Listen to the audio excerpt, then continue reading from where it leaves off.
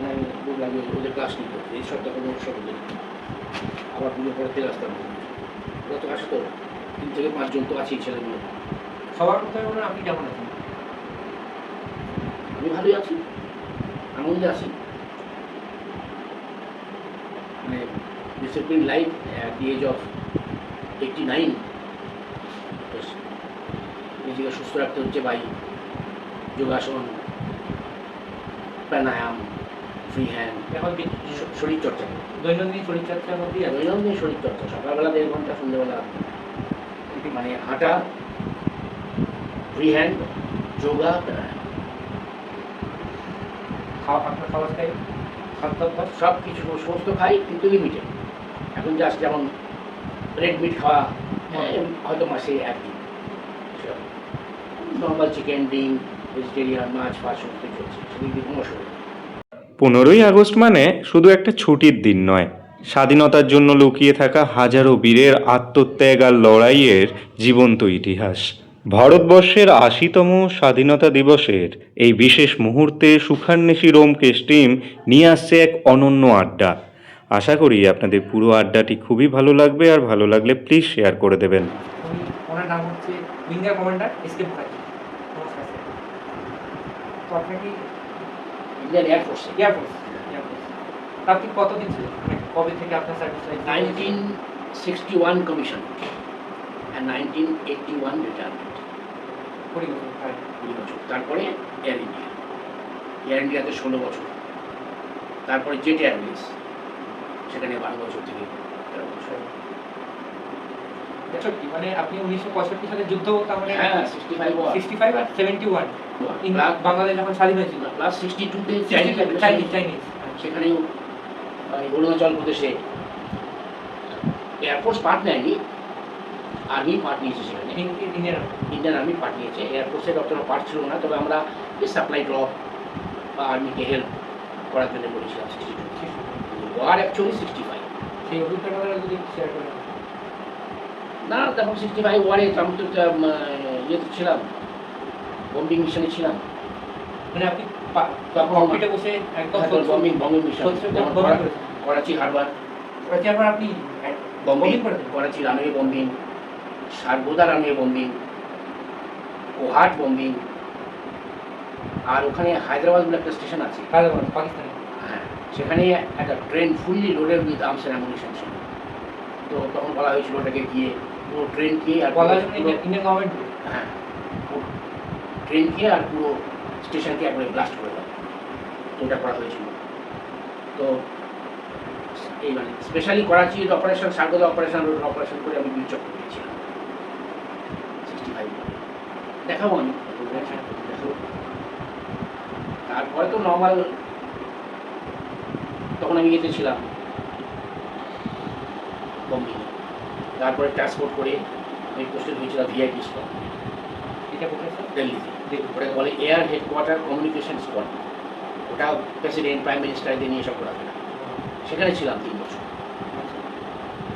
তো আবার 71 ওয়ার, তখন আবার প্রিপারেশনের আগে ডেকে আবার নর্মাল প্র্যাকটিস, সেই এয়ারক্রাফটে প্র্যাকটিস করা। 71 মানে হচ্ছে ইস্ট পাকিস্তান যখন ছিল। না না বাংলাদেশ স্বাধীনতা, মুক্তিযুদ্ধ সেখানে 71 ওয়ার।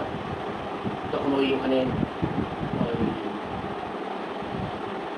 ট্রান্সপোর্টে ছিলাম, তারপরে আবার চানবেরা বম্বা, সেখানে আবার ট্রেনিং করে, তারপরে আবার যশোর বম্বিং, ঢাকা, কুর্মিটোলা, মিরপুর, দুটো রানওয়ে আছে, একটা মিলিটারি একটা সিভিল। সেই দুটোকে ব্রাহ্মণবাড়ি, বেরিয়া বম্বিং, ফেনী বলে একটা স্টেশন আছে ওখানে বাংলাদেশে, সেই ফেনীতেও রেলওয়ে স্টেশনে আর্মস অ্যান্ড অ্যামুনিশন নিয়ে একটা ট্রেন ছিল, যেরকম হায়দ্রাবাদে করেছিলাম 65-এ, ফেনী ওইটাকে বম্ব করতে বলা হয়েছিল, তো সেটা বম্বিং। তো এগুলি করে মানে মেনলি বম্বিং মিশন, তো সেই করেই আছে। সেটা তো 71 ওয়ার, ওখানে 71 ওয়ারে পার্ট নিয়ে পেয়েছিলাম বায়ুসেনা, 65 ওয়ারে বীরচক্র, 71 ওয়ারে বায়ুসেনা। আপনার কেমন অনুভূতিটা হলো যখন সাইডে ককপিটে বসে আছে, নিচে শত্রুপক্ষকে টার্গেট করতে হবে? এটা রোমাঞ্চকর একটা, আমি বুঝতেই পারছি না প্র্যাকটিস, এরকম প্র্যাকটিস টাইমে আমরা প্র্যাকটিস করতাম। আচ্ছা নর্মাল প্র্যাকটিস করতাম আমরা পিস টাইমে, টার্গেট বম্বিং।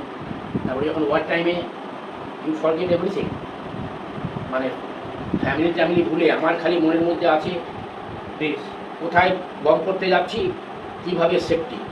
আর ওখানে তো অ্যান্টি এয়ারক্রাফট গান থাকে, সেই গানও তোমার এয়ারক্রাফট হিট করতে পারে। তো সেগুলো প্ল্যান করতে হবে যে কখন কীভাবে ওইটাকে অ্যাভয়েড করে তুমি বম করে বেরিয়ে আসতে পারবে। শুধুমাত্র শত্রুপক্ষের টার্গেট করেন, আমরা ওখান থেকে সাবধানে ফিরে আসতে হবে তোমার দেশে। ফিরে আসতে হবে, তখন ওদের ফাইটার এয়ারক্রাফটও তোমাকে চেস করতে পারে, হ্যাঁ, যেটা 65 ওয়ারে করেছিল। তো তার জন্য টেকনিক আছে, ইভেসিভ টেকনিক। ইভিসি হ্যাঁ, আমি বেশি ডিটেলসে যাচ্ছি না, কারণ ওগুলো আমাদের প্রতিরক্ষার ব্যাপার, আমি জাস্ট নামেই যাচ্ছি। না আজকালকার যে আছে মিরাজ 2000 জাগুয়ার, এরা যে আছে দে আর ডিপ পেনেট্রেশন স্ট্রাইক বম্বার, তারা ফাইটও করতে পারে, ডিপ পেনেট্রেশন করে বম করতে পারে, প্লাস যদি অ্যাটাক করে ওরা ফাইটও করতে পারে। আচ্ছা, মানে যদি ফেরার সময় যদি শত্রুপক্ষ আক্রমণ করে তারা তাহলে ওরা fight করতে পারে, কিন্তু আমাদের সময় সেটা ছিল না। আপনাদের তাহলে সময় আমাদের ইভেসিভ টেকনিক, ইভিসি। ইভেসিভ টেকনিক মানে তুমি নিচে নেমে এসো, দিয়ে তারপরে লেফট টার্ন রাইট টার্ন এরকম করে ওরা যাতে তোমাকে টার্গেট করে মারতে না পারে। এই টেকনিকটা তোমায় করতে হবে, প্র্যাকটিস করতে হবে। ওই সব পিস টাইম আমরা প্র্যাকটিস করতে হবে। অনেকে হিট হয়েছে, অনেকে মারা গেছে, কারণ আমরা 19 জন পাইলটকে হারিয়েছি 65-এ, আর 18 জনকে হারিয়েছি 75-এ। তারা আমাদের মতনই করেছে, কিন্তু কোনো কারণে XYZ কারণে হিট হয়েছে। ওই আর কি, মেন হচ্ছে প্র্যাকটিস, সিনসিয়ার প্র্যাকটিস, ডিসিপ্লিন, ওগুলি হচ্ছে মেন। ওখানেই তুমি যদি ক্যাজুয়াল হও তাহলে কিন্তু প্রবলেম হবে। তো ওদিকে Pakistan, West Pakistan operation, east Pakistan operation, Bangladesh operation, পরে তো বাংলাদেশ হলো, তখন তো ছিল ইস্ট পাকিস্তান। তো সেগুলি অপারেশন আমরা করেছি আর কি। তবে একটা জিনিস কি, যখন পাকিস্তান ইন্ডিয়াকে অ্যাটাক করার চেষ্টা করছিল, প্ল্যান করছিল 1971, তখন কোহাট আছে যেটা, বাংলাদেশ না না ওই পাকিস্তানের পাকিস্তান সাইড, হ্যাঁ, হ্যাঁ, পশ্চিম সাইড পেশোয়ার, পেশোয়ারে, হ্যাঁ। কোহাট। সেখানে ওরা একটা মিটিং রেখেছিল, সব ফাইটার পাইলটদের, বোম্বার পাইলটদের মিটিং করবে অ্যান্ড একটা সারপ্রাইজ অ্যাটাক দেবে।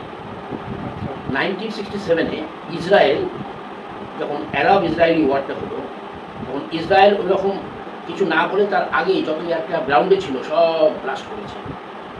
মানে ওদের এয়ারক্রাফটের জমিতে থাকাতেই ওরা সেগুলিকে ডিস্ট্রয় করেছে। মানে ইসরায়েল আমাদের এসব ইসরায়েলের আরব হ্যাঁ 1967, পাকিস্তান সেই প্ল্যান করেছিল 1970। আচ্ছা, ওরা সেই প্ল্যানটা করেছিল, ওদের একটা মিটিং। কিন্তু কি হয়, ইন্টেলিজেন্স আমাদের ইন্ডিয়াকে জানিয়ে দেয় যে এরকম হতে যাচ্ছে, যেটা ইন্ডিয়ান ইন্ডিয়ান ইন্টেলিজেন্স জানতে পারে। তখন বলা হয়েছিল যে ওই গুয়াহাটে যে মিটিংটা হবে, তখন গিয়ে সেই গুয়াহাটে যেখানে মিটিং হচ্ছে সেখানে তো 100 থেকে 150 পাইলট থাকবে, যারা মানে আলটিমেটলি প্ল্যান করবে। তখন সেখানে গিয়ে এয়ারফোর্স অফিসার্স মেস ওদের, আর ওখানে পুরো এরিয়াটা নেপাম বম দিয়ে বম করে সব শেষ করে। আজাদিন ফোর্স করেছিল রাজবাড়ি বোস, তারপর ব্যাটন তুলে দিয়েছিল রাজবাড়ি বোস থেকে নেতাজি সুভাষচন্দ্র বোস। আর শুধু তাই না, এবং প্রথমে ইন্ডিয়ার ইন্ডিপেন্ডেন্স নেতাজি ডিক্লেয়ার করে আন্দামান নিকোবর থেকে। 1943 তবে 43 ফ্ল্যাগ উড়িয়েছিল, 45 হ্যাঁ ফ্ল্যাগ উড়িয়েছিল না, শহীদ স্বরাজ দ্বীপ। সেগুলি আমাদের স্বাধীনতার প্রথম পতাকা মনে হয় নেতাজি নেতাজি, হ্যাঁ নেতাজি তুলেছিল। নেতাজি তুলেছিল আন্দামান নিকোবর দ্বীপপুঞ্জে শহীদ স্বরাজ দ্বীপে। সব আলোচনা ওই সময়ে হ্যাঁ আমার জার্মানি থেকে সাবমেরিন করে জার্মানি থেকে সাবমারিন করে, প্রায় 1 মাসের ওপর, মানে এইটা কেমন, মানে কারণ জার্মান ইংল্যান্ডের সঙ্গে এর সঙ্গে ফাইট করছিল সেকেন্ড সেকেন্ড দ্বিতীয় ওয়ার। বিশ্বযুদ্ধ। আর এখানে তো মানে ব্রিটিশ আসছিল, হ্যাঁ, ফলে ও দেখলো ও জার্মানির সাহায্য পেলো, আর জাপান ওয়ারে এসেছিল, জার্মানির থেকেও এই দিক দিয়ে জাপানি গিয়ে ওদিক থেকেও অ্যাটাক করে, মানে আজাদির ফৌজ বানাবো, এই বানাবো, সেদিক দিয়ে রাজবাড়ি বোস ইয়ে সঙ্গে জাপানে যে আমাদের রাজবাড়ি বস, হ্যাঁ। ওই নেতৃত্ব দেবেন, বা শুরু নেতৃত্ব দেবেন। মানে ওখান থেকে এটা মানে একটা দারুণ একটা রোমাঞ্চকর একটা, হ্যাঁ ওদেরকে দিক দিয়ে রাখবে। শুরু তো করলো ওই চলে এসেছিলো, জাপান তো কলকাতাতেও বম করেছিল, দুটো বম করেছিল কলকাতা, জাপান তো এসেছিল, তারপর ওই একটু জাপান যুদ্ধ করতে হলো, নাগাসাকি থেকে চলে এসেছিল, যুদ্ধ করতে। আদারওয়াইজ তুমি দেখো যে এসেছিল মণিপুর টনিপুর সব এসেছিল না, তবে নেতাজি তো এসেছিল আজাদির পরে, তো ওরা ইন্ডিপেন্ডেন্স ডিক্লেয়ারও করেছিল। এবং জাপান সরে, জাপান তো আন্দামান নিকোবর অকুপাই করেছিল, সিঙ্গাপুর আন্দামান নিকোবর অকুপাই করেছিল। ফলে আপনি মনে করেন যে নেতাজি 1945 সালে প্লেন ক্র্যাশের থিওরি বিশ্বাস করেন? প্লেন ক্র্যাশ একটা হয়েছিল, এবং সেই প্লেন ক্র্যাশে নেতাজি ছিল। এবং আমি যতদূর পড়েছি, আমি যতদূর দেখেছি, আমি নেতাজিকে নিয়ে চেষ্টা করি কিছু ওনাকে জানার চেনার। আমি যতদূর শুনেছি জাপানে সেই দিন কোনো দুর্ঘটনাই ঘটেনি। বঞ্চিত অ্যান্ড তাকে নেত্রী লাগিয়েছে। পরে সেখান থেকে নেতাজি রাশিয়া যায়, ওই জাপান থেকে। ওখান থেকে ফিরে ও রাশিয়াতে যায়, রাশিয়ার থেকে ফিরে আসে, চায়নাতে আসে, তিব্বতে আসে, চায়নাতে আসে, তারপরে ইন্ডিয়াতে আসে। চায়না তিব্বত হয়ে আমার ইন্ডিয়াতে, তখন তো তিব্বত আলাদা ছিল, আলাদা ছিল। তো রাশিয়ার থেকে চায়না, তিব্বত, তারপরে ইন্ডিয়াতে আসে। মানে আমি ওই গুমনামি বাবার একটা 100% লিগাল। মানে আপনি বলতে গেছেন গুমনামি বাবা নেতাজি? হ্যাঁ, আমার মতে তাই। এবং ওই যে বই লিখেছেন ইয়েতে, পড়তে বই তাতে ওরা এটা অ্যাগ্রি করেছে। কিন্তু যেহেতু যাতে কেউ কিছু করতে না পারে, গুমনামি বাবার পরিচয় তো নিয়ে একটা বিশাল মতবিরোধ আছে, কন্ট্রোভার্সি আছে কন্ট্রোভার্সি ইন্ডিয়াতে আছে। এখনো। মানে নেতাজি আজও বেঁচে আছেন? না না, তা হয় না। আমাদের মধ্যে তো বেঁচে আছে। হ্যাঁ, আমাদের মধ্যে তো জীবন বেঁচে থাকে। মানে একটা মানুষ তো এতদিন বেঁচে থাকতে পারেন না, কিন্তু মানে গুমনামি বাবা এসেছিলেন। মানে আমরা যারা নেতাজিকে বিশ্বাস করি, আমরা ভাবি যে গুমনামি বাবাই নেতাজি। মানে আপনিও কি তাই? আমিও তাই বিশ্বাস করেন? অনেকেই প্লেন ক্র্যাশের থিওরিতে বিশ্বাস করেন, কিন্তু নেতাজির পরিবারের প্রচুর সদস্য, যার মধ্যে অন্যতম তার পরলোকগতা স্ত্রী এমিলি শ্যাঙ্কেল, তার ভাইয়েরা শরৎ এবং সুরেশ এবং তাদের ছেলেমেয়েরা, এবং আরও অনেকে এটা বিশ্বাস করতেন যে প্লেন ক্র্যাশে নেতাজির মৃত্যু হয়নি। তারপরে আসলে কি হয়েছিল সেটা নিয়ে প্রচুর থিওরি এবং প্রচুর মতভেদও আছে। কেউ মনে করেন তিনি রাশিয়া পালিয়ে যান, সেখানেই বন্দী হন এবং ওনাকে সেখানেই টর্চার ও খুন করা হয়। আমার নিজস্ব থিওরি হলো, তার সাজানো প্লেন ক্র্যাশের পর নেতাজি সুভাষচন্দ্র বোস রাশিয়া গেছিলেন। সেখানে সাইবেরিয়ায় অবস্থিত স্তালিনের গুলাগে তিনি কিছুদিন কাটিয়েছিলেন। তারপর 1950 সালে তিনি চলে যান চায়না, অতঃপর তিব্বত। সেখানে তিনি যোগ সাধনা, তন্ত্র সাধনা এবং আধ্যাত্মিক বিষয় চর্চা করার সুযোগ পান। শেষমেশ সন্ন্যাস নিয়ে, মানে একজন সন্ন্যাসী হয়ে, মহাদেও মিশ্রা নামে এক ব্যক্তির সাহায্য নিয়ে নেপালের পথ দিয়ে ভারতবর্ষে ঢোকেন। সেটা হাতে নিতে পারি? হ্যাঁ, হ্যাঁ, সব মেডেল, বায়ুসেনা মেডেল, বীর চক্র, long service medal. Long service মানে এটা আছে না, লেখা লং সার্ভিস মেডেল, হ্যাঁ, বিশেষ সেবা মেডেল, বিদেশ সেবা মেডেল, বায়ুসেনা মেডেল, এই সমস্ত সব, এগুলি সব ইউনিফর্মে পড়ে এখানে। এগুলি বলি যে কেন বলি হার্ড ওয়ার্ক কেন বলছি আমি, এই দেখো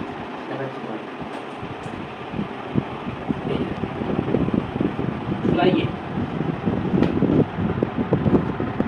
chief of the air staff medal, যেটা বলছিলেন chief of the air staff medal, ট্রেনিংয়ে দেখো এটা, দেখলে? আর এর উল্টো পেটে দেখো first in order of merit, দেখো লেখা আছে, লেখা আছে না? 1963 first in order of merit, মানে ফ্লাইংয়ে যে ট্রেনিং সেন্টারে যে ফার্স্ট হয়েছিলাম, চিফ of the air staff medal.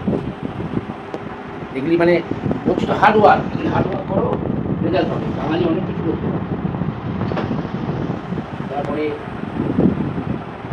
এই বেসিক্যালি আমি তো একজন ইঞ্জিনিয়ার, আমি এয়ারফোর্সের ফার্স্ট ইঞ্জিনিয়ার, তারপরে পাইলট। আচ্ছা, এই দেখো এটা হচ্ছে বার্টার্স ট্রফি, বার্টার্স trophy for best all round apprentice, লেখা আছে না? ইঞ্জিনিয়ারিংয়ের বার্টার্স ট্রফি। আমি ফার্স্ট এয়ারফোর্সে ইঞ্জিনিয়ারিংয়ে 56 থেকে 60 ইঞ্জিনিয়ারিং, তারপরে 61-এ 60-তে ওরা পাইলট চেয়েছিল, ফ্লাইং চেয়েছিল, তখন গিয়েছিলাম।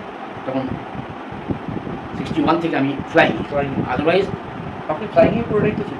হ্যাঁ, পুরো পুরো পুরো ফ্লাইং। এই ইঞ্জিনিয়ারিং ছিলাম পুরো 6 মাস, 6 মাস পরে আমরা ফ্লাইংয়ে চলে যাই। এটা হচ্ছে ইঞ্জিনিয়ারিং। এটা দেখো engineering first best butter stopping. ঠিক আছে বললে না বাটার স্টপিং। বাটার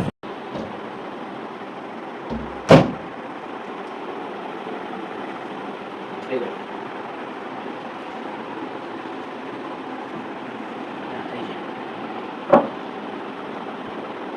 এই যে এটা দেখো এটা বলে রাখবে থাকে excellence in service excellent Award. Service. July 98 to December 98. Excellent in service মানে সার্ভিসে Best. যে এক্সেলেন্ট ইন সার্ভিস তার এটা বুঝলে এই দেখো এটা Legal Sports. Jaipur. না না ইয়ে করো ধরো? হ্যাঁ খুলে দেখো Indian Air Force. হ্যাঁ দেখো কি লেখা আছে Best in overall performance দেখেছো in the year of 1970. মানে আমি যখন ইন্সট্রাক্টর হতে গেলাম তখন সেখানেও দেখো বেস্ট ইন ওভারঅল পারফরমেন্স। মানে দেখো যখন ইন্সট্রাক্টর হতে গেছি ট্রেনিংয়ে সেখানেও বেস্ট Instructor. Instructor training. এখানে দেখবে লেখা আছে একটা জায়গা বেস্ট ইন গ্রাউন্ড সাবজেক্ট না কি লেখা আছে দেখো হ্যাঁ, বেস্ট ইন গ্রাউন্ড সার্ভিস। দেখেছো মানে ট্রেনিং সেন্টারে যখন ইন্সট্রাক্টর হতে গেলাম তখন দেখো এটা হচ্ছে বেস্ট ইন গ্রাউন্ড সাবজেক্ট আর এটা হচ্ছে ইন্সট্রাক্টর হলেই ইন্সট্রাক্টর হওয়ার পরে অ্যাওয়ার্ড দেয়। ওভারঅল পারফরমেন্স সব তুমি এখানে বেস্ট বেস্ট দেখছো মানে বলছি এরকম সব এয়ারফোর্সে তো এরকম দেয় না এখানে দেখো এটা আছে ওইটা আছে সমস্ত বাকি ডিফারেন্ট ডিফারেন্ট জায়গায়। তো ওই ফার্স্ট যে ফ্লাই করেছিলাম ওই যে মিগ মিগে। মিগের মডেলটা তারপরে ওই এটা হচ্ছে এই ফ্রান্স ট্রেনিং এয়ারবাস 300 এয়ারবাস 300 এটা হচ্ছে ট্রান্সপোর্ট। ট্রান্সপোর্ট না। আমি ছিলাম না হ্যাঁ, ইন্ডিয়াতে ইন্ডিয়ান এয়ারলাইন্স এয়ার ইন্ডিয়া তখন এটা ফ্লাই এটা কি ইন্ডিয়া তো ফ্রান্স? ফ্রান্সে বানানো এয়ার ইন্ডিয়া কিনেছিল আর কি আচ্ছা। তখন আমরা এটা ফ্লাই করতাম। এটা হচ্ছে এয়ারবাস 380 এটা ফ্রান্সে না এটা আমি যখন ট্রেনিং করতে গেছিলাম ফ্রান্সে আচ্ছা। 330 এয়ারবাস 330 এটা হচ্ছে 380 তো 450 প্যাসেঞ্জার ক্যারি করে। ইতিহাস বইয়ে দু চার পাতাতে সুভাষকে বোঝা যায় না। দুর্নীতি মনে ঢুকলে তারা তো সুভাষ বুঝতে দেয় না। হারানোর ঘরে গড়ি বাড়ি গাড়ি সুভাষ চিনতে দেবে না কখনো। ভণ্ড দেওয়ালে টাঙানো ছবিতে সুভাষকে পাওয়া যায় না। ব্রিটিশের চোখে ধুলো ছুঁড়ে দিয়ে ছুটলো যে ছেলে সীমানাকে নিয়ে। রাশিয়া জাপান জার্মানি গিয়ে ভারতের তাজা রক্ত জমিয়ে দাঁড়িয়ে থাকে যে বুকটা চিতিয়ে তাকে যে ধরানো যায় না। সুভাষকে ধরা যায় না, সুভাষকে ধরা যায় না, সুভাষকে ধরা যায় না, সুভাষকে ধরা যায় না, সুভাষকে ধরা যায় না।